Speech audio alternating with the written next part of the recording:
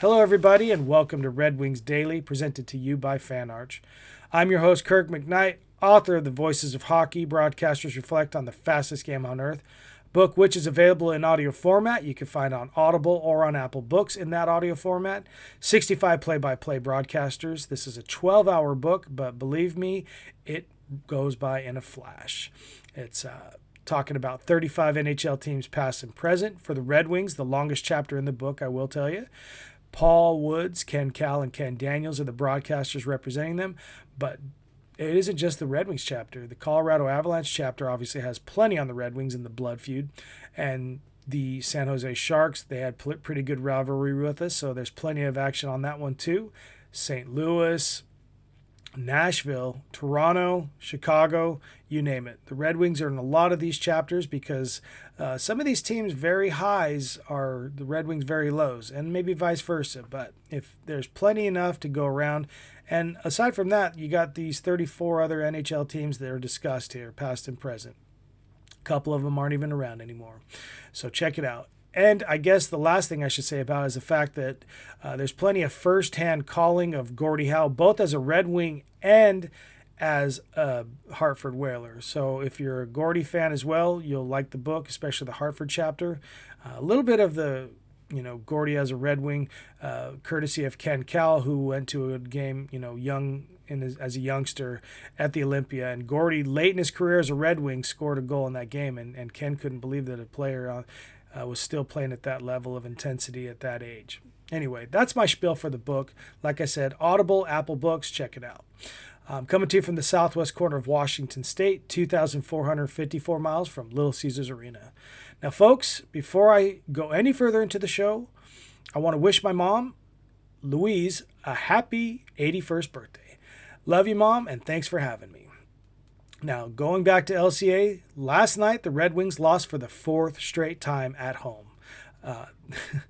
This is kind of becoming a little bit more of a running joke, honestly. The fact that they've lost four straight home. I can understand losing to Colorado. I can even understand losing to Washington. But the Kings and the Golden Knights, I cannot abide by that, especially with the Knights having played the way they were, coming into the game with a 3-game losing streak, and especially the way that the game played out. The Wings were up 3-1. In fact, we were all kind of scratching our heads at the fact that they scored 3 goals in the first period. Obviously, Vegas got on the board pretty early with about 1:50 into the game. Riley Smith puts one past Talbot, but then the Knights answer with 3 straight. Finney, Eds, and DeBrincat. And you think, okay, the route is on. But no, they wouldn't score the rest of the night. So not only did we have 3 goals in the first period, and a 3-1 lead, but we ended up squandering that midway through the third. We got the second goal for the Knights, and then the third goal, the tying goal, with about 3.5 minutes that forced overtime. And then the Red Wings basically made a mistake and got penalized. This was only the second penalty of the game. So they were pretty good as far as staying out of the box, but this was the one that hurt the most because you're down now on a 4-on-3 in overtime, and that pretty much done it for them. That done it.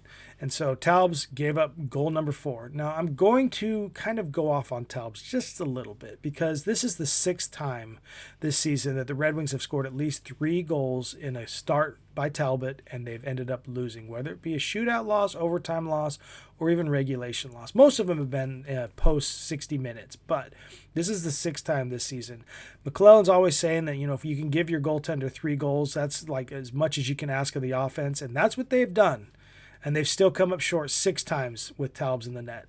I was really kind of hoping for Gibby to get the start yesterday, but he didn't. So hopefully he just needed that one or two more days of rest before he can go back to action. But I really, with this stretch that we're having right now, we need all the help that we can get, and we need all the accuracy. And I know that Gibby is the one that can give it to us. I honestly don't feel like we lose that game last night with Gibby in the pipes.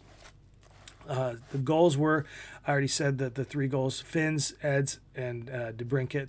Number 32 on the season for DeBrincat. So he stretched his lead over Larkin by about, I think it's over 4 goals now. I think it's 32 and 28 for Larks. So Larks is almost at 30, but he's still a few back of DeBrincat. Speaking of Larks, Braden McNabb, an original misfit from the Golden Knights. Now, I told you guys before that I grew up in Vegas, so I was there when the Golden Knights came to town.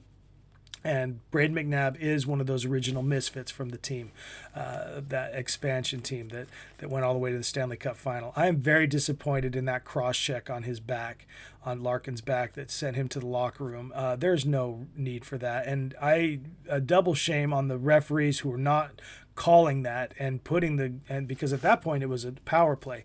The Red Wings were on the power play in the last 2 minutes of the regulation and couldn't basically put the go-ahead goal in to not even necessitate overtime. In fact, there was a goal that got called back, and for the right reasons. You can't hit a puck into the net.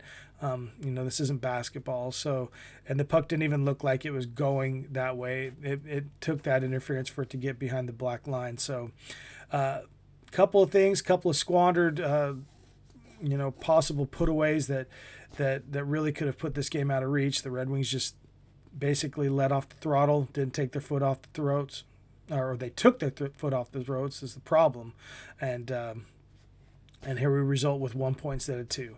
So there's plenty enough to learn from this. Like I said, two power plays for the Knights, and the only one that really mattered was the one in overtime, and the Wings were 0 for 4 on their own power play, so they didn't capitalize. Special teams was definitely not the way it should have been. It wasn't a 6-on-5 that got that tying goal late in the third. There was still about 3 or 4 minutes left on the clock. But yes, special teams was definitely a problem for the Wings last night. Hopefully it gets better. This whole win-loss thing, it's got to stop. We haven't won 2 straight games in over 11 games right now.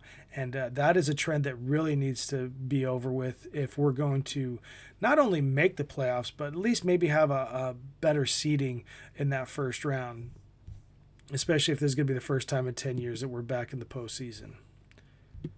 So going away from the Red Wings a little bit, because yet again, we're one day closer to the draft, the trade deadline, which is tomorrow, and still no action here from Motown. Or not here from Motown. I'm in the Pacific Northwest. I think they're doing plenty enough action over here on this side of the country, but Red Wings aren't. And there was a few more transactions taking place yesterday, all basically involving defensemen. I just want to go down the list because yet again, the Avalanche acquired yet another defenseman. This one was Nick Blackenberg from Nashville. So Nashville just keeps on unloading. A couple other ones, though. Something to think about was the fact that a lot of the teams, when I mentioned Smith, who played for the Golden Knights, who dressed for the Golden Knights last night, he was in action for the Preds for about 3 seconds on Tuesday night, and they took him off because they knew that he was getting dealt. And then he got dealt to the Golden Knights and was able to play in Wednesday's game. But there were some other players kind of going like that over in Toronto. So it looks like Toronto is going to be on the sellers list right now because Oliver Ekman-Larsson, Bobby McMahon, Scott Lofton. Those were all 3 late scratches basically in the Toronto game yesterday. And it looks like that's starting to become the trend right now. You can kind of tell who's going to be the dealers or not. And I will say this, came by my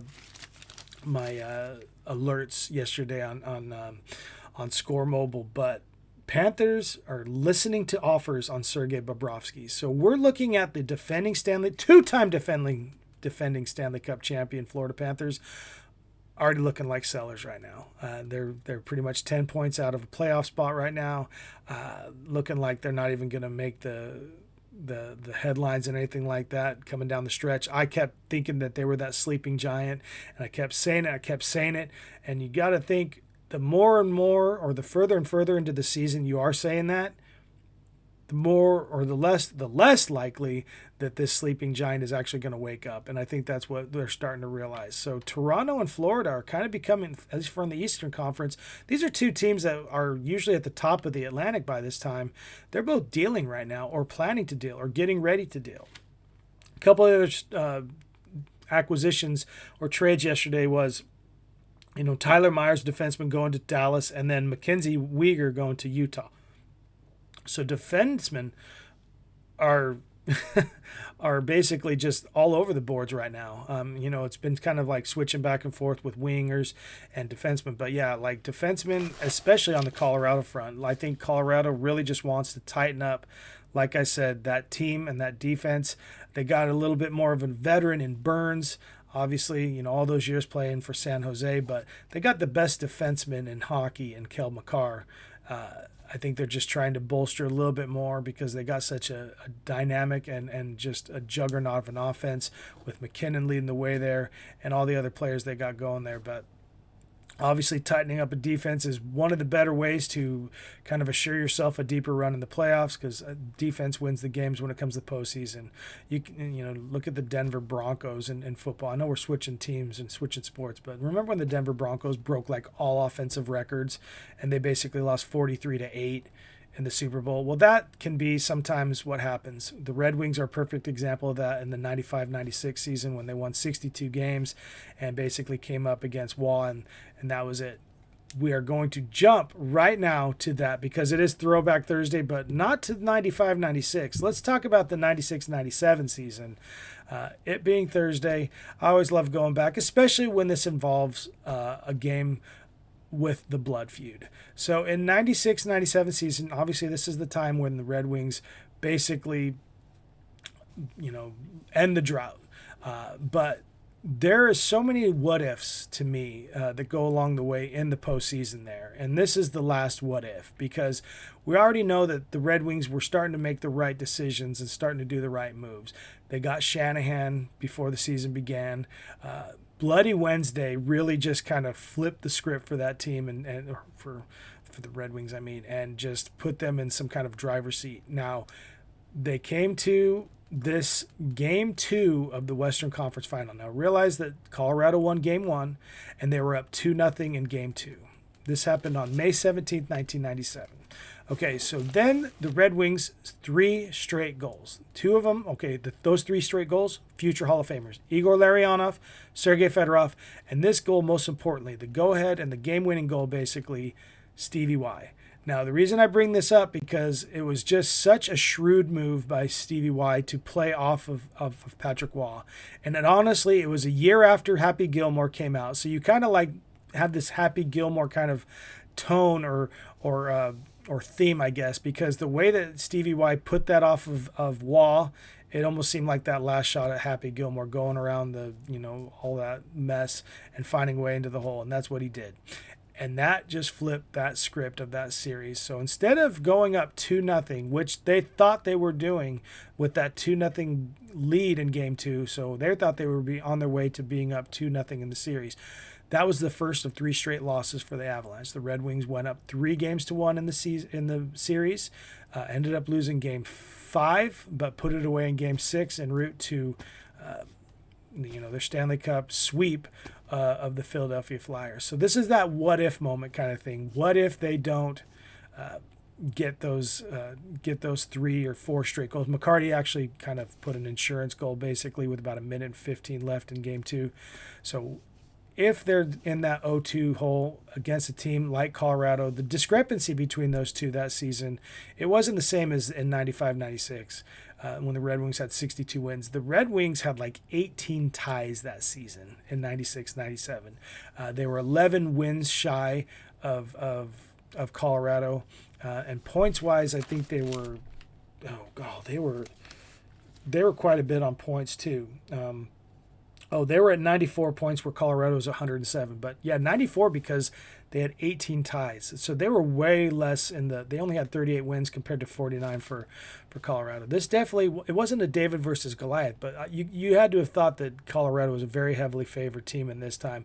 And having that mental factor and having a 2-0 series lead, which is what would have happened had this comeback not taken place, we're talking a completely different series and probably Colorado looking at a repeat. Instead, it turns into the first of 2 back-to-back Stanley Cup wins for the Red Wings. So you can take this what-if moment and you can trace it back to that right there. Obviously, Bloody Wednesday had a huge part to do with the inspiration behind everything that happened from then on. But when it comes down to the paper itself and what really made that difference, you might have to go back to game 2. Stevie Y playing a Happy Gilmore there, getting the go-ahead goal, basically taking Waugh out of his psyche. That's the thing. You can see it where the Red Wings just psyched Waugh out, and he wasn't the same, and it took Waugh a while to recover, and he actually didn't recover a lot of times, losing, 4 out of the next 5 basically, and going home, just the same as in 2001, 2002, and basically the Statue of Liberty, and then giving up 6 goals in Game 7 and having to leave by 10 minutes to go in the second period. The Wings had that way of getting in Waugh's head, and I think this Happy Gilmore type shot did it for him.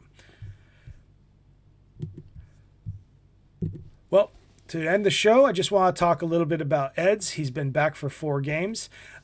If we go back to the last game that he played before he got injured, he has 3 goals in these 5 games. He had a goal and an assist last night, but he has 2 games basically since coming back, or since the Red Wings came back from the hiatus. That's another thing. You can sit there and say rust versus rest, but when you have basically only one player on the IR most of the year, which has just been Eds. I know Appleton was out for quite a bit for the beginning of it, but when we're talking about the integral players on this team, Eds obviously was one of those that was like, yes, we definitely miss him. So having that 3 weeks basically allowed him to be back in action, very first game back from the Olympic break, and he's been making the difference, and he's been having plenty of ice time. The only other person with more ice time than him last night was Mo, but Ed's had 24 minutes, 4 blocks. I mean, he has really just been a key factor in the Wings defense when they've been able to win, and even when they've been able to, even when they've lost. I mean, he obviously was a factor last night. He scored and he assisted on one of the other 2 goals. But I see the presence there, and we keep seeing these defenders get traded here, there, and everywhere. Still got 1 day left to go. Are the Red Wings going to deal for a defenseman? I don't know. I think tomorrow's going to be not as busy as today is. Today, like from here on today, I think that we're going to see the lights, or not the lights, the phone lines just be, lighting up left and right.